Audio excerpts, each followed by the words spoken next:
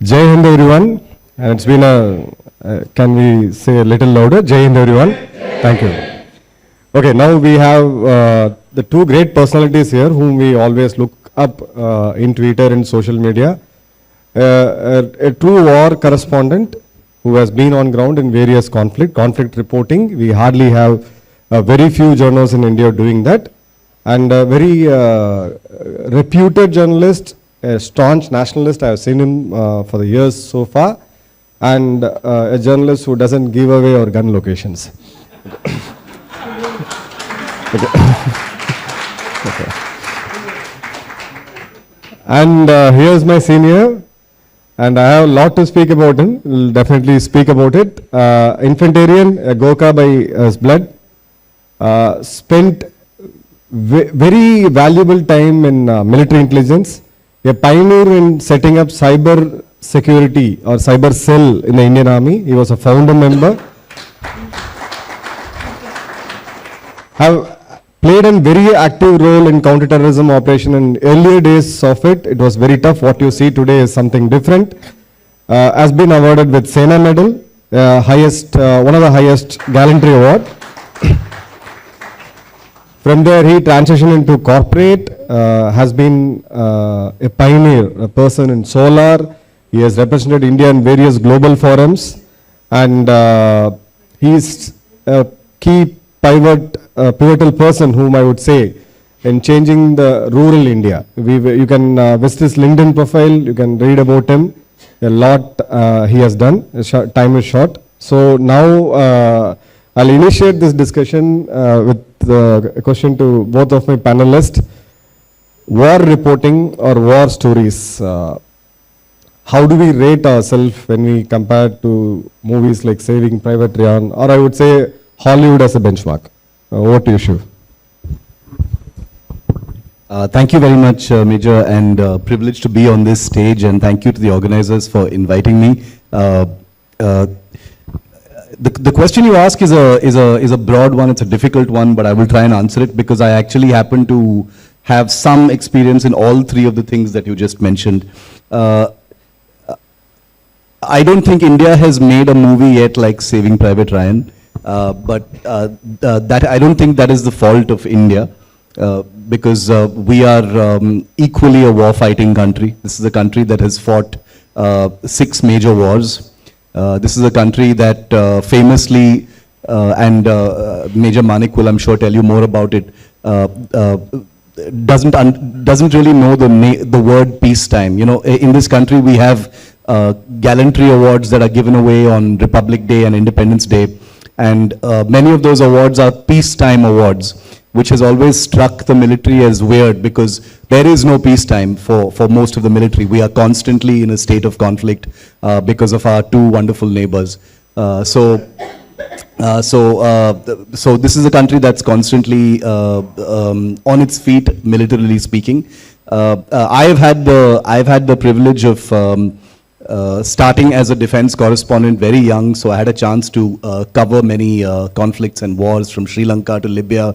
Last year I spent a month and a half in Israel and Palestine reporting on the conflicts there. Since you mentioned war stories, I'm the author of a series of books called India's Most Fearless, which are basically first-hand accounts of recent military operations. And one of the reasons why I decided to write these books is because, and by the way, Chennai is my city. I grew up here, I was born here. This very much is still home for me, even though I've lived many more years outside Chennai. So I feel very much at home here. And I can tell you that growing up in Chennai on Independence Day, thank you, and Republic Day, I'm sure many of you would also see it, that there would be this long list of soldiers, airmen and sailors who would receive these gallantry awards, Shaurya Chakra, Sena Medal, like Major Jolly has got, and various other kinds of decorations for their feats of bravery. And usually in the press release or the newspaper clippings that would come out, there would maybe be a line or two, very rarely a photograph of those military personnel. And and that's how it goes, and these stories would just be forgotten. And this always occurred to me as being very, very unfair, because as a defense correspondent, as someone who was covering these stories, covering these operations, I always felt how unfair it was for these people and their families that the country had no idea about the reality of what they actually did. And that's one of the reasons why I decided to write my book. So that's where War Stories comes in. So my book, and I'm not boasting, but my book series was the first that decided to tell first-hand stories. So my books are not based on sources. My books are not based on second-hand information. We cover every operation. It has to be first-hand, which means we report from the army units or from the Air Force squadrons or from the warships, and that's how we've chosen to tell those stories. And we've also decided, and this is something I feel the need to emphasize always, is that people forget that the military is not just about the soldiers, the pilots and the sailors, but it's also about their families, which nobody really ever sees, nobody ever hears about those families. And that's why in my books, in the stories that I've told, I'm only halfway through. It's like this seems like it's going to be a lifelong mission, because I've written 3 books. There are 3 more to come. There probably will be many more after that, because the number of heroes we get in our military is never going to stop. Yeah, that's how I would say it. I think India has a great wartime legacy. There's no shortage of stories to tell, and hopefully at some point in the future we'll have our own Saving Private Ryan as well. Thank you, Shiv. And forgot to mention India's Most Fearless, 3 series of books. One of the highest seller, 50,000 plus copies, if I remember, for the first edition. Those who are interested in this, I would say as a nationalist, do read his book. It is very authentic. I read it, I've gone through it. It gives you a first-hand information. It doesn't have much of masala. Yeah, the books are available outside the stall. Those who want to purchase the hard copy, you can do so. And Manik sir, now the question to you. This is one of your fans from US who wrote a mail to me yesterday night. He wanted me to ask you this question. It says, why army movies are too less, I would say the war movies are too less in efficiency in number, rather thug movies are no less than zillions in both efficiency and numbers. Which movies? Thug movies. Crime movies. So we have the hero does everything, and he flies and he takes bullets, he never dies. So those movies are in zillions and these are in Firstly, thanks to the organizers for inviting me here. I started my corporate career in Chennai, though it was only 3 months I stayed here. And it was a conversation on Twitter when somebody asked me, soldiers get a lot of respect in India. Yes, a lot. But I actually wrote in the second line the amount of love and respect I got in Tamil Nadu and Gujarat. I said, I cannot match it anywhere.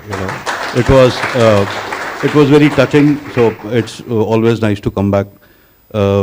And thank you, Shiv, for writing those books. We need people like you to tell our stories. Now, coming back to the question, actually, I think war stories, we are not in habit of telling, actually, I feel. Whenever we read our even historical instances, we have been programmed to receive war stories as such. Islamic invaders came and they ran over India. British came, they fought Palasi, Buxar, Maratha gone, and British came. We move from milestone to milestone. We are very number based. He had 10,000 soldiers, he has 5,000 soldiers.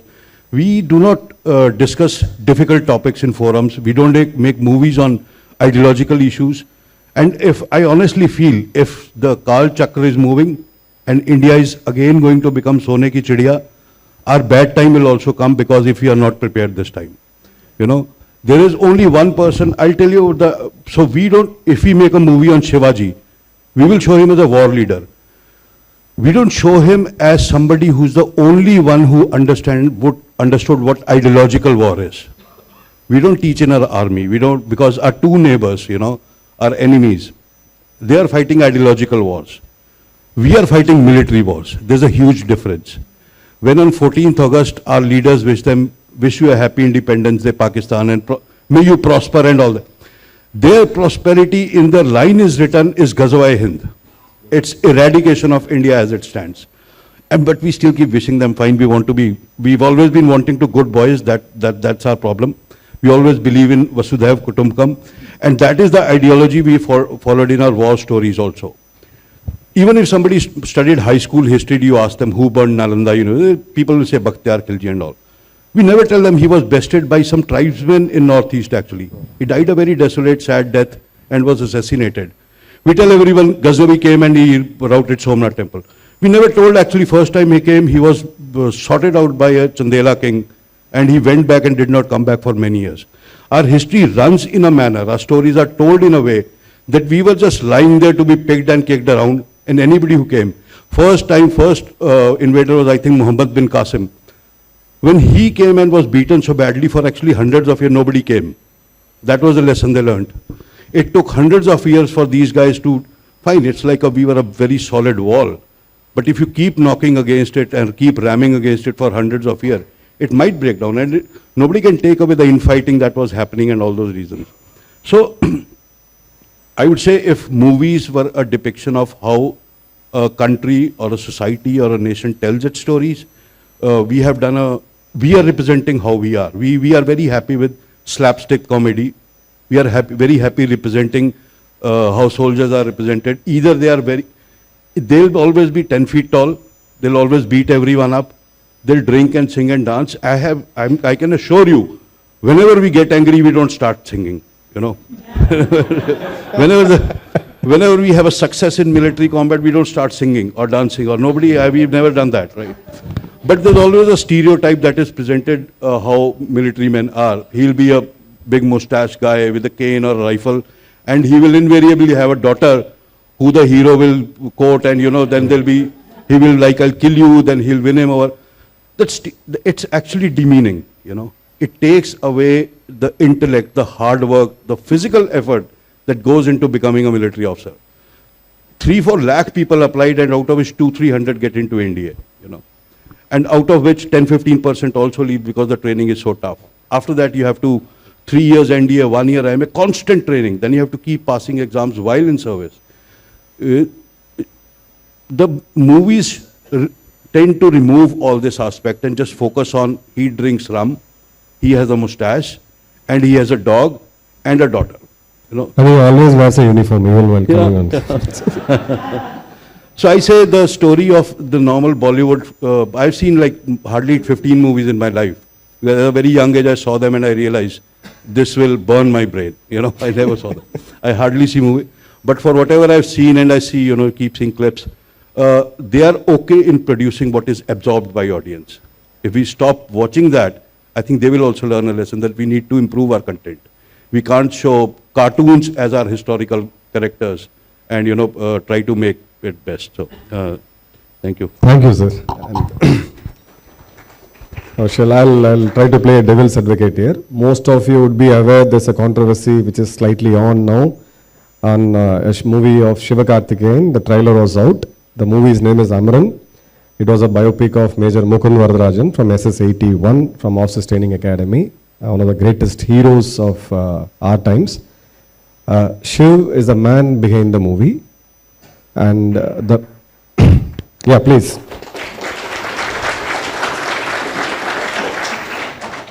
He hasn't advertised it, he hasn't spoken about it, but we all know a lot of hard work has gone in. And the movie, the story crux comes from his book, India's Most Fearless. And because this is the most recent time hero would possibly the 2K kids and the Millennium kids will eventually connect with. I would want to put a question to you. There is already a controversy, but it's done by a fringe group, a communal fringe group. But if you would have definitely seen that movie without disclosing the stories of it. But how close is that movie if I compare with your book? How the current one, Amaran? Yeah. Can you just clarify which controversy you're talking about? Because last I counted, there are about 8 controversies surrounding the movie. So there's a protest which happened, I think somewhere in Ramnad or so. They are a group of protesters. We can count them by numbers, I think 8-10 of them. They got together and they said the Kashmiri Muslims have been portrayed as terrorists and this is not acceptable to us, ban on movie and so and so. So,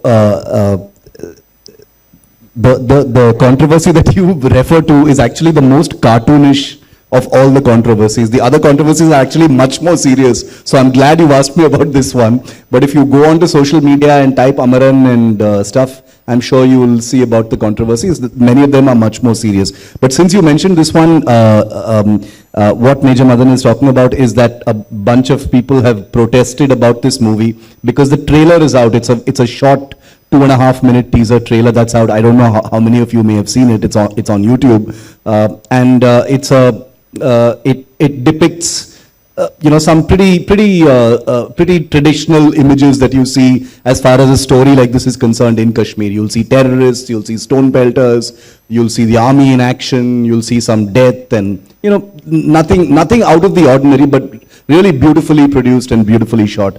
Now Siva Karthikeyan plays a guy called Major Mukund Vardarajan, who was decorated posthumously with an Ashoka Chakra for his role.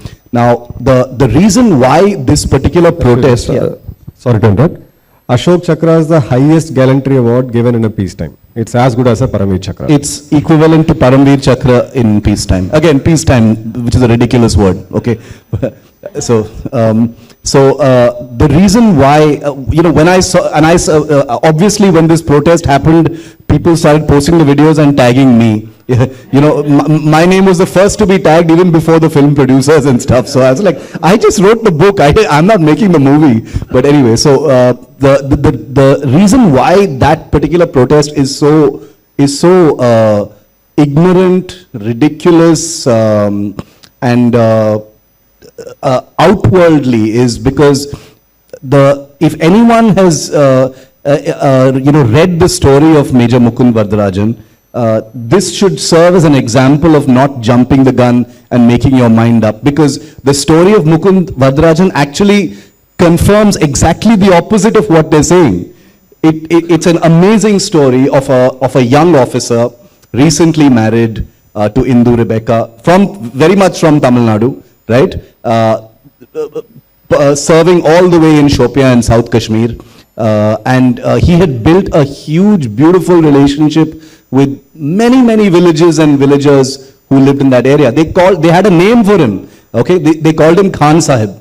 Okay, they had their own local name for him because Major Mukund Vardarajan was too complicated and stuff. So Khan Sahib he was. Okay, and that's actually a name that they gave to many different officers in those areas because it was like a term of endearment and respect, and it's amazing because Major Mukund Vardarajan was the guy who would actually go out into these villages and tell them, okay, so your kids have exams over the next 2 weeks.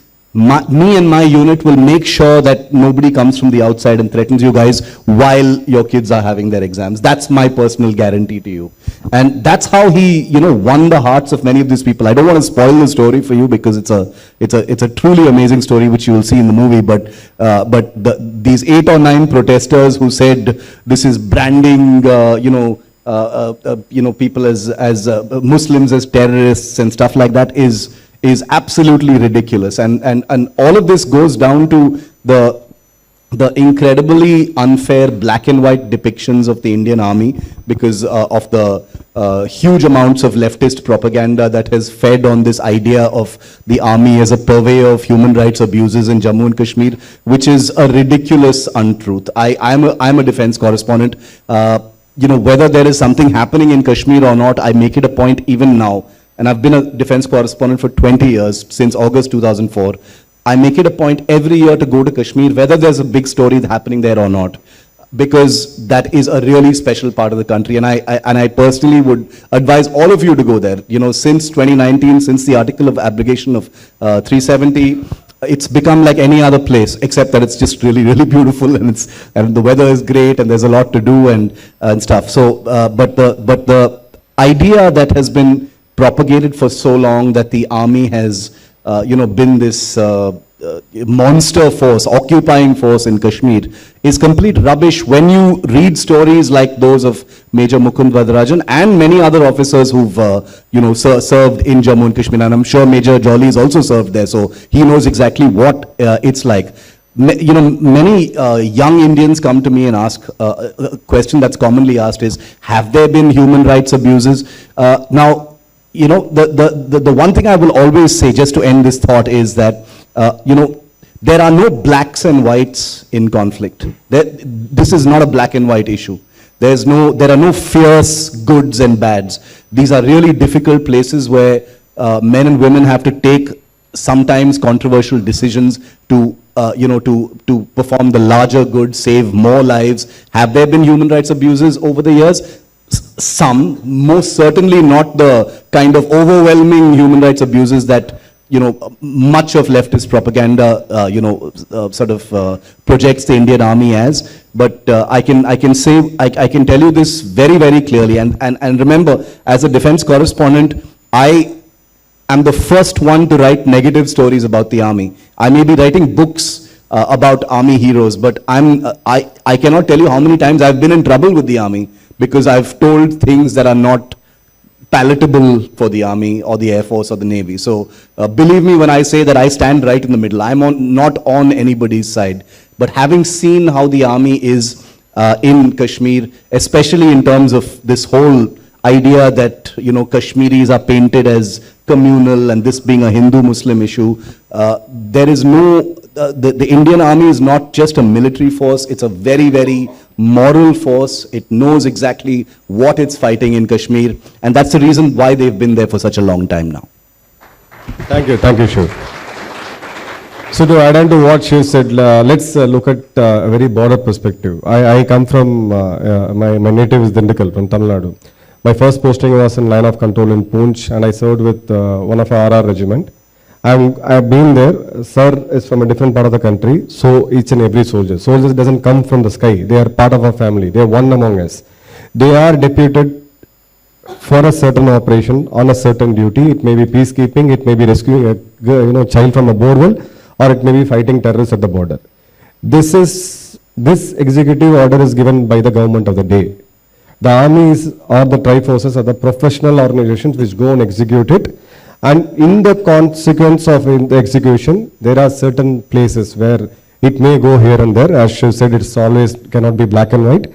And we always should see the denominator when we accuse some person, the percentage error or the percentage so-called human rights violations of force which has been deployed since 1990, 30 plus years of counter-terrorism operation. Name any force in the world, the US forces in Syria, Iraq, the number of killings and what happened in Kashmir. A lot of soldiers have laid down their lives because I don't want to reveal the name because it has to come out as a book at some point of time. There are good amount of soldiers who have lost their lives right in front of my eyes because they wanted to save, so-called avoid the collateral damage.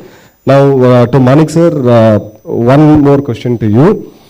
We have seen certain movies, the war stories which used to come earlier, I would say some 10 years before. We saw Dil Se, one of the most popular movie where there was an army excess and then the character, the lead female character becomes a terrorist. And somewhere in the end of the movie, it is kind of being justified. Some form of she becoming a terrorist is getting justified. And the peak of it, what I saw, like I think when you were a major and I was a lieutenant at that time, was a movie called Shaurya. That completely changed the perspective because that's the first possibly a Hindi war movie I have seen. I had a shock of my life because I just landed up in my unit and I happened to see this movie. And these two movies, Dil Se, most of you would have seen, but the other movie I'm referring to, you can just, I don't want you to actually go see the movie and reignite it, but please do read the story as such. Was that the peak of demonizing the forces, or is it like, is there a new low after that movie? Okay, one thing I'm at loss, I have not seen either of the movies. Okay. I think she. But I've seen the very famous clip from Shaurya, which you all should see actually. It's a courtroom scene in a military court. But one thing I'd like to just add on to what Shiv was saying about being moral. See, we don't grade what we are doing in Kashmir as war. We never say, like he said, we call it peacetime awards. There's no difference in the way, like bullets don't move slow just because it's peacetime, right? So people are fighting We are a country that is losing soldiers every day. It has become so common that he's been covering defense from 2 decades now, that he would agree with me. Now it becomes just a mention in the newspaper, or just, 5 more died, that's it, right? If it was any other country, there would be a lot of hue and cry about it. But we have just normalized it so much because, expendables, soldiers are expendable. They're fighting somewhere. Rest of the country is still fighting. I can tell you, if we lose soldiers and a Bollywood actress does something controversial, she will get more media today. It's a fact. The soldiers are so down, last in the, priority list for, country. And it's nobody's mistake. It's only government and, we have failed to secure the position that they deserved. And it's mainly because also that I would like on that moral thing that when army operates in Kashmir, we are not like US forces operating in Vietnam. Nobody has bombed, nobody has done napalm bombing. We have never bombed artillery into our own forces or on our own people. We don't even use air force. So if it's a house which has a terrorist hold up, you're not allowed to just burn it down or throw a bomb. Yeah? You have to go soldier by soldier, one by in, and try and kill them, in which you also lose men. And the government and the army both know that. There is no other way to do it. You have to go in one by one. It's a very tedious, risk-taking, and many a times fatal operation. But we fight with our both hands tied behind our backs. That's the morality level of that is inculcated in Indian armed forces, and it comes straight from Ramayana, Mahabharata, and our ideology and our culture. But I would again say we need to revive that. We need to, again I go back to Shivaji. He's the guy who understood. Had he not prepared, Afzal Khan would have killed him. But he knew how to fight the man, and he took his bagnak with him. Just coming back to the movie, I've not seen the Okay, so I think, Shiv, you can take on that question. I think you got the context of what the movie specifies.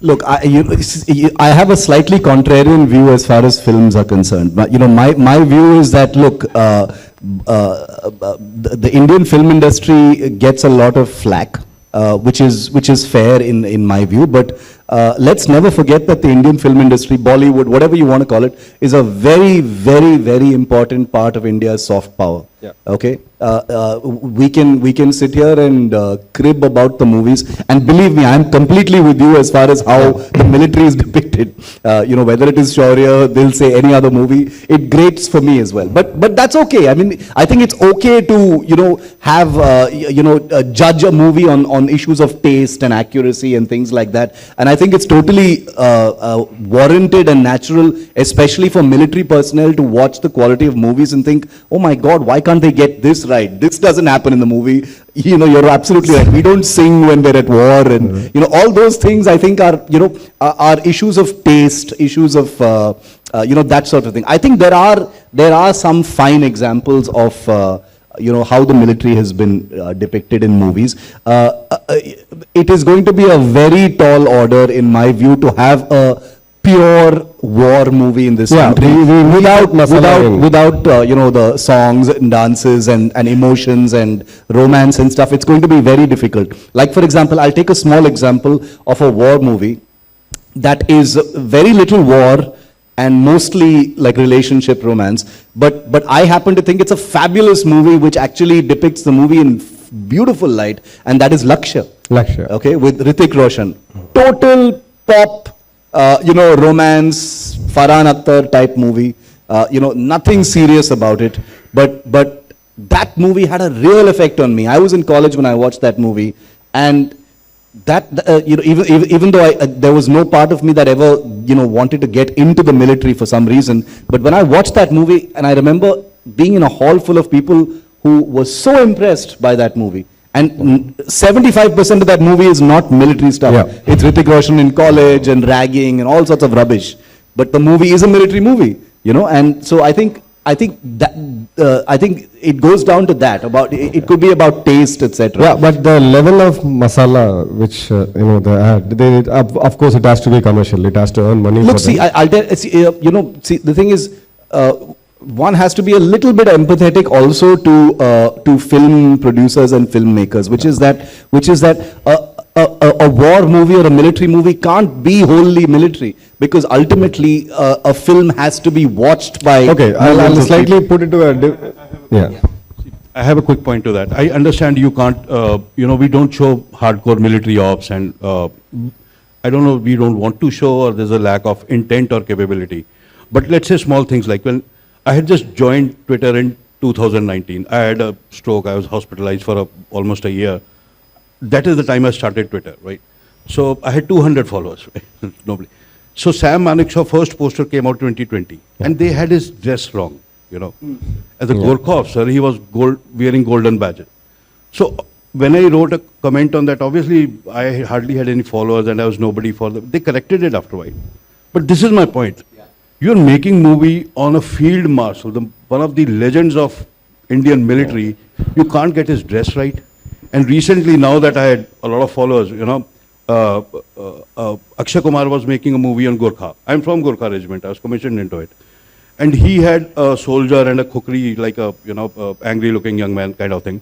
So they got the kukri wrong. They showed the sword. Kukri is the identity of Gorkha soldier. I have it tattooed here, So it is, and you got a kukri wrong. It is, so I wrote that, dear Mr. Akshay Kumar, thanks for making movie, but your kukri is wrong, it's a sword. He replied to that, yeah, thank you Major, we'll change it and all that. The movie didn't come out, that they had some problem with the army headquarters. But what I'm trying to say is, they can get basics wrong. In Hollywood movies, I watch a lot of them. It's not about snobbery, I just like how they make war movies, right?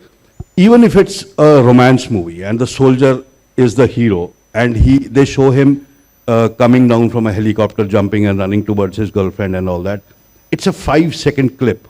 But you pause that scene and watch where the guns, where the soldier, where the guard, the uniform, the collar tabs, everything will be the way it will be on a military base. That is the detailing. That is why they are Hollywood, and we are great, but... I completely agree with Major Jolly when he says that, if filmmakers decide to make films about the military, they have to understand that, you can't take liberty with certain things.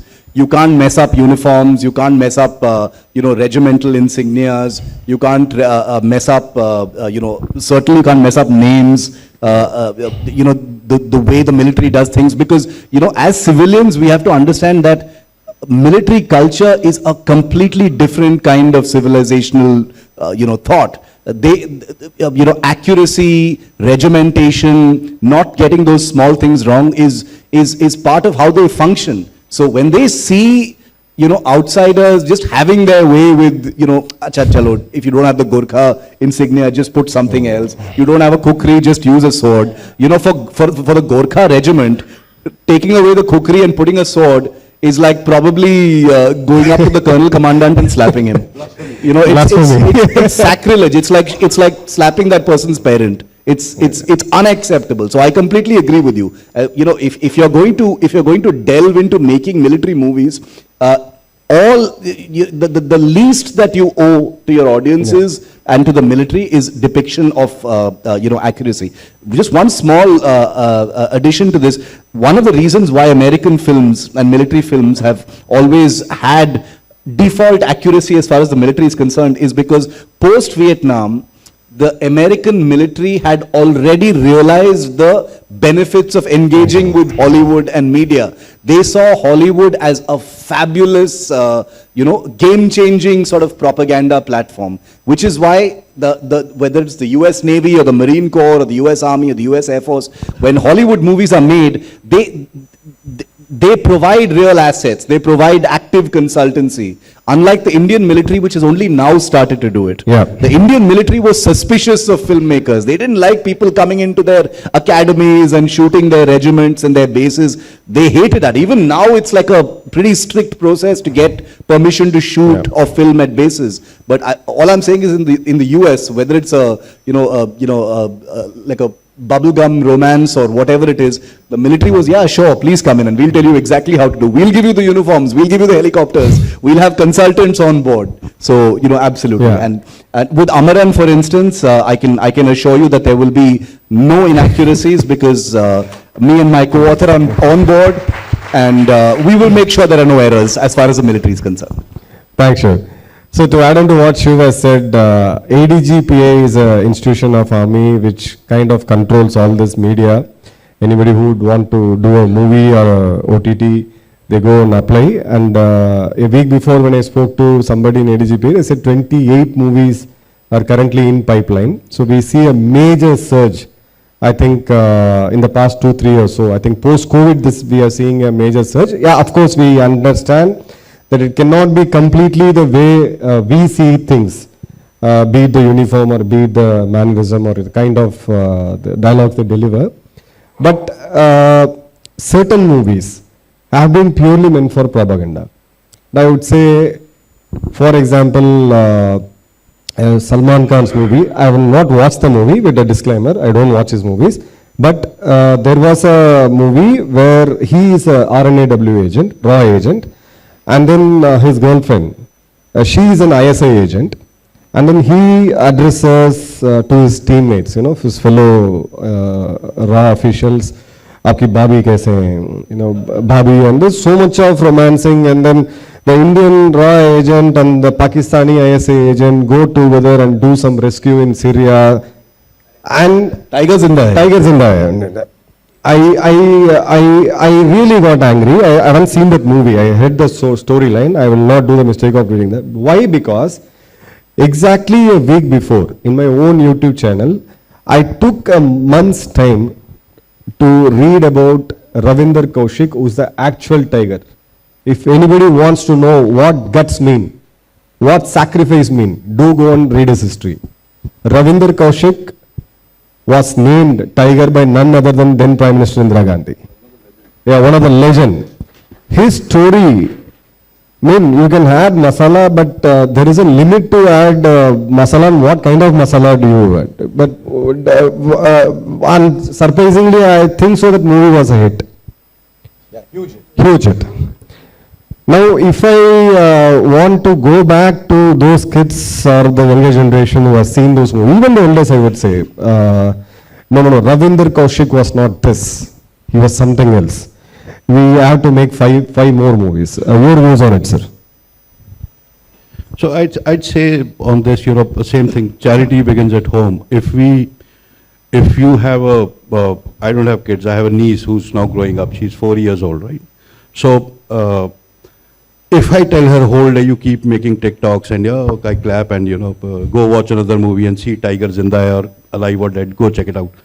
I can't blame anybody else for not making sure that she doesn't know who Maharana Pratap was. If you are in your house, and that is the aspect of war storytelling I was telling you, we can't, it's not a binary situation where either you know everything about history or you are only Tiger Zinda Hai quality, It has to be somewhere where we can tell our children, just remember there was a Maharana Pratap. Just remember there was a Shivaji. As you grow up, learn more about him. When you have to give anecdotes, when you have to give examples, when you have to give names, quote these names. So you want to learn character, learn from Karan or Arjun or Shri Ram or whatever. So I don't know much about movies, but this is the aspect of war storytelling. If you want to teach somebody, I can tell you it can be a 3 to 4 hour session. If you just start talking about Abhimanyu and Chakravyuh, right? It'll bring tears to your eyes if you read about how he was killed and that aspect of it. I still get goosebumps when I think of it, right? Phenomenal story. But that we always sit on, there are a lot of panels I speak, there are a lot of places we speak, we always have this, society has this, country has this, nation has all this. Just go and check what is in our homes actually, that'll be more than enough. So as far as this simplification of a raw agent falling in love with ISI agent, I think it's one, Bollywood is just riding the nationalist wave right now. The OTT and Bollywood both are understanding there's BJP आ गया है और nationalist wave चल रहा है, बनाओ movie पे movie. Right on it. Yeah, चलेगा, ये भी this will work, कोई तो चलेगा, it is like that. Doesn't matter. There's a very famous picture, Shiv, you would have seen, there's a lady officer who's wearing military corps epaulets and para commando and this and that. Everything is. Yeah, every soldier is confused. Who is she? Which regiment is she? Who is she? So that's the thing. Bollywood is just making most of the vibe. That's a, you know. Thank you, sir. And every Okay. good thing has to come to end. Two short questions from the audience. Two questions. Okay. Time is up. Okay.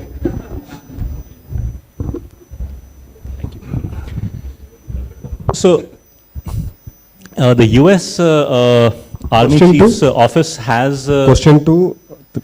to either, to Okay. all, actually all three. Okay. Perhaps more towards Shiv. So, the US Army Chief's office has a professional reading list that they come out with, I think, almost every year. And these are a very diverse set of books from, ancient Greek wars to modern information warfare. Two questions here. The first one is that, are you aware of whether the Indian armed forces have anything similar? And if not, would you be willing to put together a list and maybe share it on your Twitter channel? The Indian armed forces do have reading lists, by the way. As far as their progressive courses and stuff, they do have reading lists for sure. It's a good question because nobody's actually ever seen these lists. But these are lists that are part of the periodical courses that officers go through. Yeah, in academies, exactly. I personally would love to put together a list, but I don't think I would ever put myself in a position where I think I have the kind of wisdom and scope to advise officers. I'm a ordinary civilian. Officers who go into these courses are learning not just about tactics and things, but strategy and warcraft and things like that, which is way beyond anything I could advise them about. So, honored that you think I could do that, but no. So we have so the moment we join academy, every term you have to read one book. These books are prescribed by RTRAC, the Army Training Command. And as we keep progressing, it is also when you join unit, one of the first tasks you get is your boss will tell you, see, and it's like a culture that you write a book review every 3 months. And in our promotion exams, there is a major campaign. Let's say you will do, an in India Maratha campaign or outside Battle of Somme or something like that. And one general that you have to study about to pass that exam. We even study Nazi generals and all, because it's purely from a military perspective. So there is no centralized list, but the training command has put down generals and campaigns that we go through in our lifetime to, understand more about it. One last question.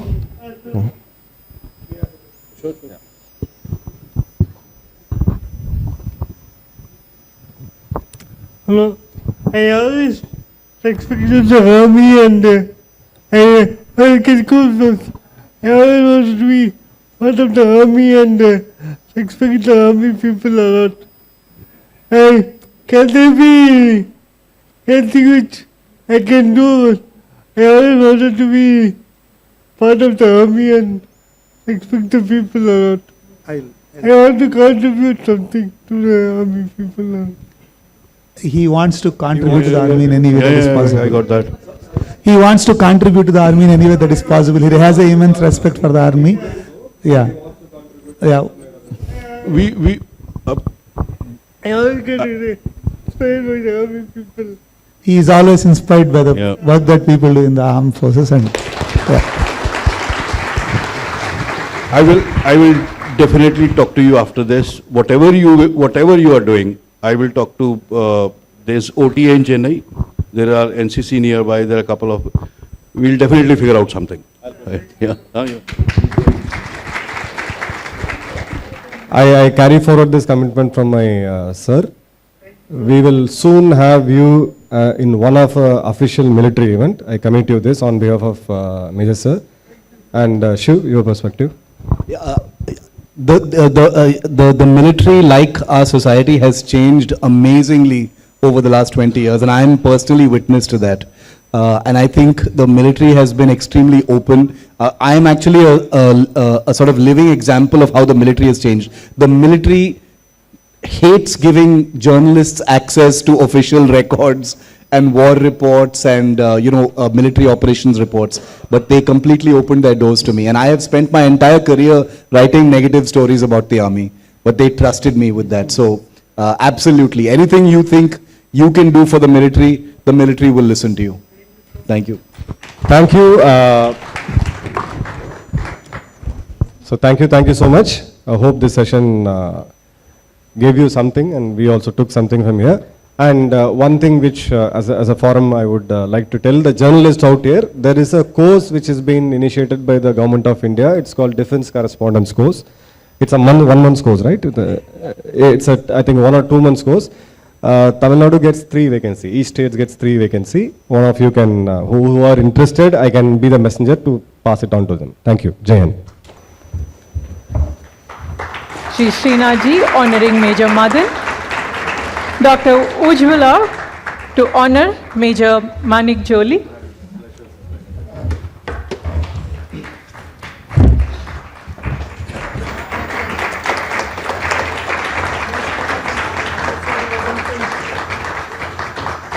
And I request Dr. Shanti Shri Panditji to honor Shiv Aroor. Ma'am, please come to the center of the dais.